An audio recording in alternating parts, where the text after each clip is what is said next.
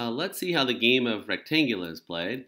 When you run the code that we provide you, you'll get a grid like this. You can make the grid bigger and smaller as such.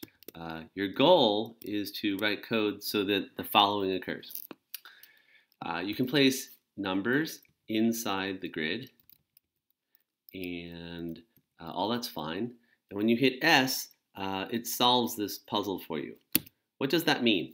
Here's what it means. It will place rectangles on the grid so that each number is alone inside a rectangle of that area. So this is a rectangle size 2, it's a rectangle size 3, this is a rectangle size 3.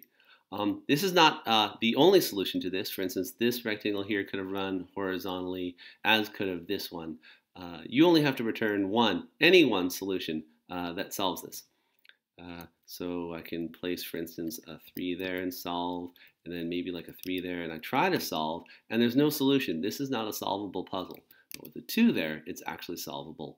And since this 3 could have run horizontally and that 3 horizontally, we could force that by putting a 2 down here and solve. Okay, and finally, we can make it unsolvable probably by putting a 2 here, and that's unsolvable. So this user interface is all written for you. The part you have to write is the part that does the actual solving, which naturally is going to use backtracking and which the write-up will explain in more detail. You can't assume the size of this grid, right? It could be larger like this, say 8 and 4, solve.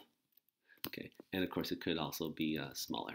Okay, this being a not very interesting grid. So there you have it, the lovely game of rectangula.